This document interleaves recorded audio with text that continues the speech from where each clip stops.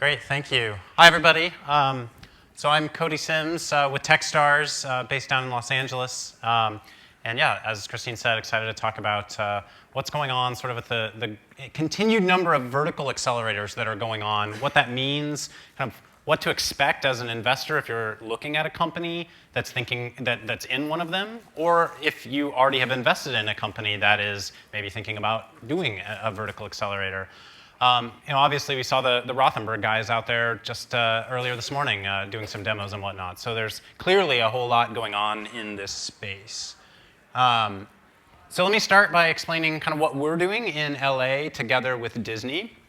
We run a program called Disney Accelerator, powered by Techstars. It is focused fully on tech startups in the media and entertainment space. So that could be everything from video to gaming to VR to ad tech, publishing, sports, kind of you name it. We even had some hardware, connected toys, and robotics in our program last year. We did our first class last year, 2014, 10 companies, 3-month accelerator program. We're actually starting our 2015 program here in a couple weeks, in early July.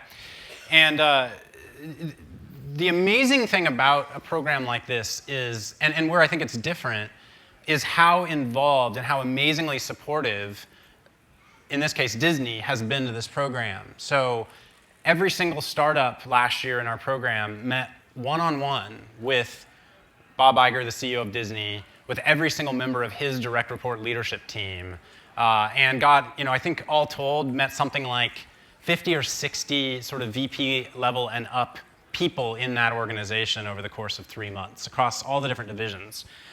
So just that deep level of engagement, you being very unique, I think, for a startup at a seed or Series A stage to have access to. And so what that's ended up doing, I think, across the system, not just our program, is attracting a bit of a mixed set of companies from a stage perspective. And I'm going to give you an example from our program last year. Again, trying to make this something as an investor, as you're thinking about companies that are either in these or maybe wanting to do one of these, how you should consider this. So last year, we had a company in our program, Sphero. Sphero is based in Boulder, Colorado. And they are fairly mature as a startup. These guys are you can buy their product in the Apple Store today. They're doing tens of millions of dollars in sales. They've sold hundreds of thousands of units around the world. They've raised tens of millions of dollars in venture capital already. And they decided, hey, we want to do this Disney Accelerator. In fact, they had already done Techstars Boulder in 2010. And they did it because they were ready to incubate their next product line. They didn't know what it was going to be, but they knew they wanted to make it entertainment, media-focused, storytelling-driven. And so came and joined us for 3 months. And actually in their mentor session, their one-on-one with Bob Iger, hit a good rapport with him. And fast forward until a few months ago, and on stage at the Star Wars Celebration event in Anaheim, Disney rolled on stage. So what these guys do, I didn't even talk about their product. They make this robotic ball you can drive around with your smartphone. And they have a whole series of games and things you can play. It's sort of a remote-controlled robot ball. They're redefining play. And so on stage, about 2 months ago, obviously, at the Lucasfilm Star Wars event, out on stage rolls this life-sized rolling ball droid called BB-8, who's going to be one of the star characters in the next Star Wars movie. And it came out at the event that, indeed, Lucasfilm and Disney came across this technology through the Accelerator program, and that Iger had met with this company and thought it could be really relevant to what they were trying to do with Star Wars. And the company hasn't said a whole lot about what's going on there, but on their website at sphero.com/Star Wars, they have this web page up. So obviously something is coming out later this year for them too, which is cool. And on the heels of all this momentum, they just announced, I think a week or two ago, a really large round of funding, which also Disney participated in. So kind of shows the full availability, and obviously this is a home run type of integration and type of case, but the kinds of relationships that companies are getting out of these vertical programs, which is very different than I think your standard accelerator program. Two other stories just to show this, is not just limited to really late stage deals. Tiffin was a set of three technical founders from Japan who came out and did the Disney Accelerator program last year. They had bootstrapped this mobile app series called Zombie Booth that lets you take your selfie and turn your face into a 3D motion zombie. And they had bootstrapped, by the way, download it, it's super crazy. They had bootstrapped this thing to more than 30 million downloads. Came out, did our program, were mentored by folks in the Disney Parks and Resorts team, and ended up with a relationship to build an app called Show Your Disney Side that kind of does the same thing, but turns your face into Disney characters like Jedi Knight or pirates from Pirates of the Caribbean or Frozen characters. This thing went live a couple months ago, did 1.5 million downloads in its first 2 weeks, debuted in the first weekend. I think they were number 8 in the App Store total. I mean, it was Facebook, YouTube, Instagram, Snapchat, and like our 3-person company from Tokyo. Have had some great success there. And then Narrative, another company that went through, actually to the question earlier about Paige, about full pivots, these guys did a complete pivot in the program last summer, came out of the program building basically the first influencer network for Snapchat, and they managed to, so they help brands connect into Snapchat and build content there. They've done relationships with Red Bull, with Marriott, and they built a great relationship with the ABC television network during the program. Ended up getting a pilot to work with the ABC Family TV show Pretty Little Liars, helped them run the Snapchat channel for that show, and actually got them 800,000 followers in a 3-month period on their Snapchat channel. So again, like really, truly helping actually accelerate these companies. This business didn't exist this time last year, and they're already running, helping an ABC television show get nearly 1 million followers. So that, I think very powerful types of integrations. And what's cool is, just within Techstars, and again, you're seeing this across the industry at large, we're seeing this across lots of different verticals. So these are all examples of vertical partnerships that we're running today, whether it's entertainment, whether it's robotics with Qualcomm, whether it's mobility and automotive things with Ford, fintech we're doing with Barclays in London and New York. So a really deep focus on these vertical contexts where these types of partnerships and relationships can actually happen in a way that I think were really hard to unlock as a startup just a few years ago. Such to the point that it's actually now about half of our entire program base, the blue stars being corporate partner programs, the green stars being kind of the traditional accelerator model, which is more horizontally focused. So the blue ones being highly verticalized in a given industry or not. And the interesting thing is it's actually benefiting the whole system and the whole network, because these startups are able to leverage these corporate partnerships kind of regardless of which actual accelerator they went through. So how the actual work, the standard accelerator model, I think we all know, right? It's a month or so of deep, heavy engagement with mentors, a month or so on heavy focus on execution, and then kind of a month or so on getting focused for fundraising and finances. And I think with these vertical programs, the deep engagement tends to happen in month 1 and month 2, to where it can drive a lot of benefit for the startups. In particular, the mentor engagement, this is where companies are actually spending time engaging with the executives in a company, engaging deep on vertical areas of expertise, and being exposed, presumably, to things in the market they may not have known about or have had access to. And then in the second month, the execution month, heavy focus on product, but this is also where a lot of business development and actual, company-driving partnerships can happen. So this is sort of, the standard model of how it works, and an area that seems to be able to be replicated at this point. So obviously, a lot of investors in the room, and a big question here is, in these types of programs, there typically isn't really an LP base. Normal accelerator would raise money from local investors and kind of be off and running. With these programs, the corporation is essentially the LP. How do you get involved? And the best answer that I have is to actually get involved mentoring.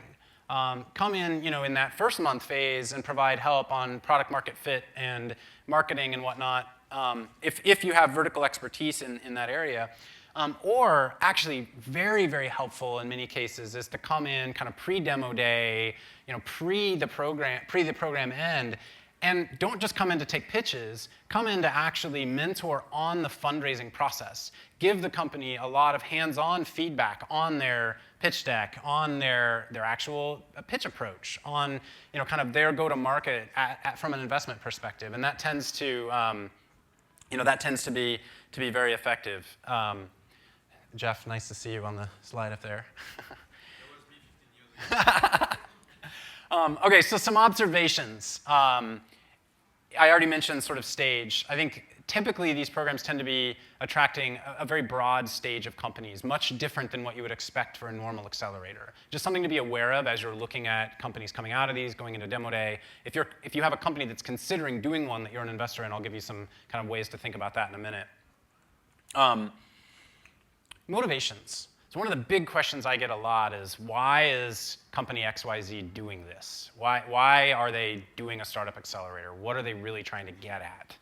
And I think the reality is it's somewhat different per company, but a few of the big reasons that I see happen. One is a lot of these corporations and companies know that having a tech community in their city is really important for them. It's how they maintain a strong talent base. It's how they make sure that where they are, and it's different here in the Bay Area, right? But if you're in other cities around the world, having something that catalyzes an innovation center around your industry in your city becomes a strategic advantage to you. Even if it isn't directly tied into your business, having that energy, that entrepreneurial spirit in your city is really important. So that's a big one. I think certainly just being on the forefront of what's happening, where the innovation is in the industry, and kind of seeing it. And that's not just from the 10 companies that are in the program, but across the entire applicant pool, kind of engaging across the process, engaging with the mentors and investors who are coming in and seeing what they're interested in. All of that is important to these companies, these corporations. And then I think the third thing, certainly there is some benefit to just bringing some startup juice into the employee base, like letting the employees in this company, as they're engaging and mentoring with startups, to absorb that entrepreneurial energy. That's an important benefit to these companies. That's a little bit intangible, but certainly makes a difference. And then the final observation I have is just the fact that there is a lot of familiarity in all of the seed and angel stage dynamics that many of us in this room are dealing with on a daily basis, starting to creep into these corporations. They actually understand things like convertible notes, valuation caps, pro rata rights, like all this stuff that we're talking about all the time. They know they can look at a cap table and understand if it's imbalanced. They know to judge an early stage startup by team as much as it is by the actual idea. They're actually learning how to understand the early stage startup market, and just something to be aware of as you have companies that are engaging into companies from business development perspective or other things, regardless of the accelerators. These corporations who are working in these accelerator spaces actually understand early stage dynamics, which is probably fairly new. Okay, so some considerations that I would have for you if you're invested in a company that is thinking about doing one of these things. One is, yes, there's equity exchange involved in engaging with an accelerator for a company. But think about if you were trying to line your company up with a strong advisory board, or trying to bring on an independent board member to that company. There is equity you're going to be giving that person when you're doing that as well. And that's one person, right? You're going to give out half point, a point, point and a half, something like that. In this case, you're actually working with an entire vertical industry or an entire company who will actually have wind in the sails of your startup that's thinking about doing this. So there is a lot of value there and worth thinking about. The next is that value doesn't just last for 3 months. They actually, and I've seen this many, many times, these companies actually start to think of these startups as kind of part of their extended family. And what I've seen happen is, it might be 6 months, it might be 9 months, it might be 12 months after a program ends, company goes back in to do some kind of business development meeting, maybe they're even meeting a division they hadn't met when they were in the accelerator program, and they're given so much benefit of the doubt. I mean, nothing's a shoo-in, but they are treated like they're part of the family, and they're actually given, they're being rooted for, essentially, to succeed, because there's a pride of ownership thing there. Not ownership literally, but a pride of engagement around these companies. And then finally, the last thing is speed, right? Normally, engaging in the business development cycle in an early stage company can actually be a real problem. It could slow you down like crazy.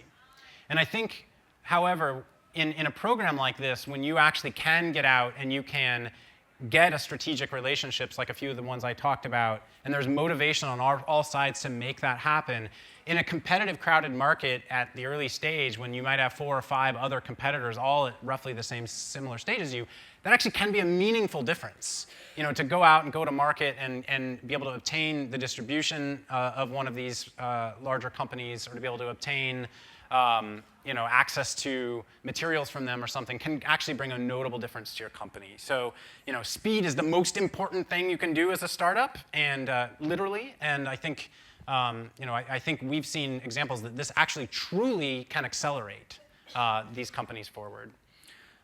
That's all I had today. So, thank you very much. I don't know, how am I doing on time? Am I over? Am I good? I got a couple minutes, so I'm happy to answer a question or two if anybody has any. Yeah.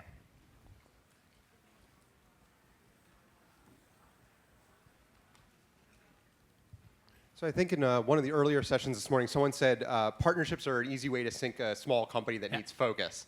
And getting like a Disney and stuff like that. Have you seen the bad side of this, where it's not the right thing to go with a Disney and follow their lead on what they want to do because it might not pan out for a startup? Yeah, I mean, definitely something so the question is, are there ever the times when a startup's going down the wrong path, or the partnership isn't the right angle for them? And I think the answer to that is, of course that can be a problem.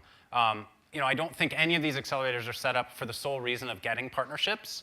And so oftentimes, we'll coach a company, hey, first and foremost, the most important thing you can do is make the right decisions for your company. Leverage mentorship, leverage help, leverage vertical engagement and understanding. But if the right kind of deal that you might think you might want to do isn't actually on the table, don't waste 2 months chasing it. Have I coached people not to go after Disney? So I've coached, certainly, on a deal-by-deal basis, will help the company understand if that deal is right for them. Absolutely, 100%. Other questions? All right. Well, thank you guys very much.